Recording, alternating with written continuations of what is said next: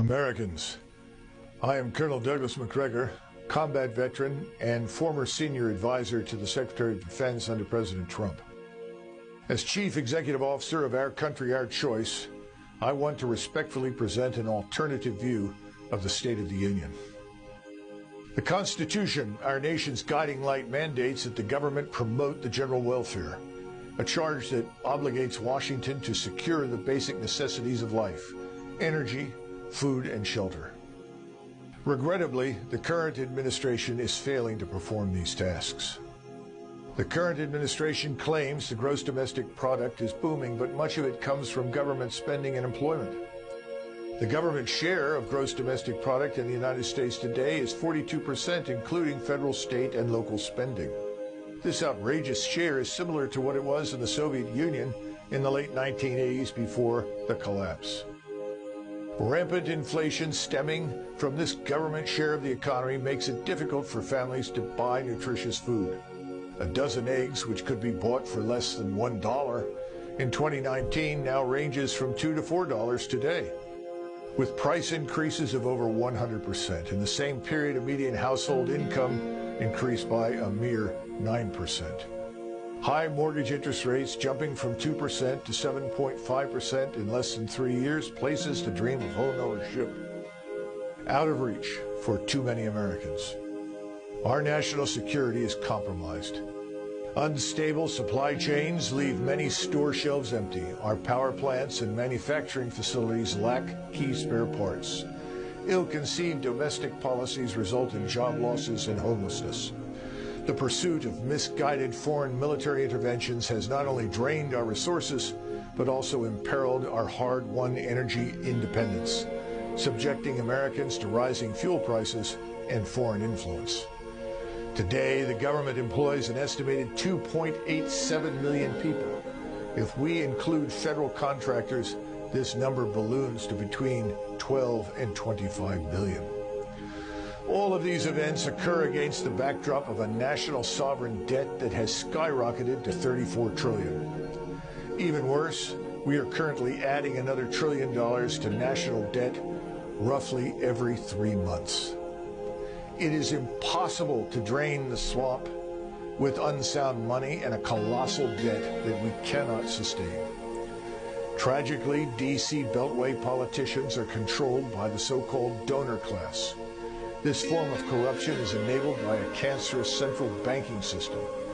With privileged access to capital, this ruling class orchestrates endless wars, enriching themselves and their cronies while sending our soldiers, sailors, airmen, and Marines to serve in foreign lands of marginal strategic interest to the United States. Meanwhile, open borders are allowing millions of illegals or migrants to flood into our country. This uncontrolled influx is straining our resources, overwhelming our communities, and destroying our prosperity. Reckless calls to defund and punish the police are crippling law enforcement.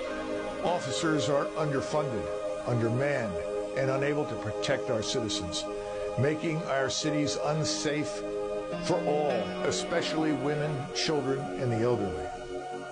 Open borders cannot be divorced from an explosion of criminality never before seen in the history of our country. The number of Americans dying from illegal drug or fentanyl overdose is over 100,000 each year, much of it trafficked through the wide open southern border. There are more than 26,000 homicides each year, according to the FBI crime statistics. This is likely an undercount because in the last 2 years, more than 40% of police agencies did not report data because of a change in the system the FBI uses under political pressure. The number of missing children each year is estimated at over 800,000, which works out to be over 2,000 children every day. This alarming statistic is worsened by the overt sexualization of our children in public schools. Our children are our future. They should be protected, not exploited. Washington has also spent $14 trillion on various Middle East wars over the last 23 years in a series of self-defeating military interventions. More recently, Washington spent hundreds of billions of dollars on an unnecessary war with Russia, with little to show for it except higher prices for millions of Americans at the supermarket and the gas pump. Trillions were also wasted in the aftermath of the engineered COVID disaster, enriching the laptop class, Silicon Valley, Wall Street, and big business, while American workers, small business owners, and independent contractors were destroyed. Trillions have been wasted on unreliable green energy, with metals mined in Africa and processed in China, while destroying American jobs and ignoring our domestic resources. The bottom line is the state of the union is not strong. In fact, it is fragile and deteriorating. The question before us is, where does America go from here?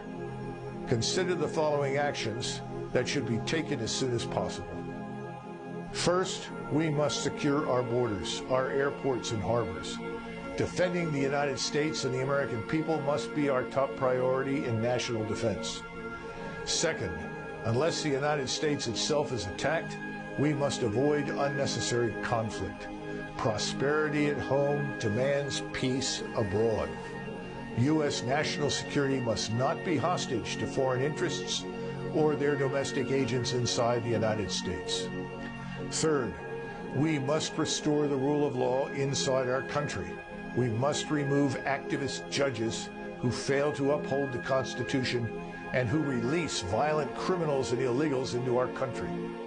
It is time to revisit the practice of judicial appointments for life. Fourth, an effective American military establishment demands merit-based selection and promotion. Fundamental reform to reduce overhead and maximize fighting power is vital. Today, we have 43 4-stars for 1.1 million soldiers, sailors, airmen, and Marines. In 1943, when 12 million men were serving, we had only 7 4-stars. However, strengthening our nation's security and restoring the rule of law are only part of the equation. We must also focus on revitalizing our economy and harnessing American innovation to secure our prosperity for generations to come. We must restore energy independence to America as soon as possible, with a mix of resources including natural gas, nuclear, solar, and wind. We must reinvigorate American agriculture and incentivize family farmers and producers. We must outlaw foreigners and vulture capitalists from buying American farmland, securing access to food and our national independence. We must repatriate advanced manufacturing to the American heartland, maximizing the use of 3D printing, artificial intelligence, and robotics. To staff these jobs for the future, we must make public education a path to employment. American companies and individuals must be given one-time tax exemptions to bring trillions of dollars back to the United States. We must act swiftly to pare down the staffing of federal government agencies. Elon Musk eliminated 70% of woke staff at X, formerly Twitter, with no loss of site performance. We can do the same with our bloated bureaucracy. We must audit the Federal Reserve. They have failed in their mandate to maximize employment and maintain price stability. Lastly, cutting spending will not arrest the destructive impact of the national sovereign debt. We must restructure the debt to regain productivity and financial stability.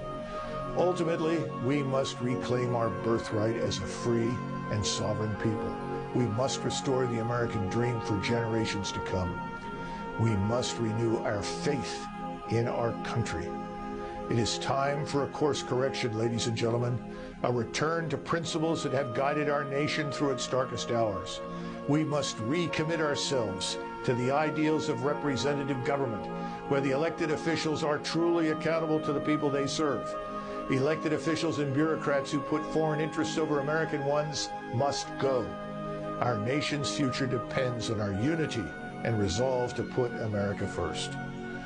Only through such a renewed commitment can we restore the promise of a nation where every citizen has access to affordable energy, nutritious food, and secure shelter.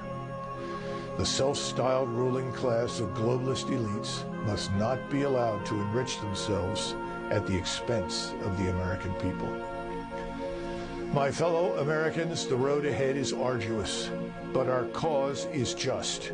Our cause is the return of prosperity at home, equality before the law, and peace abroad. Let us march forward, united in our pursuit of a more perfect union where the blessings of liberty are shared by everyone. God bless you, and God bless the United States of America.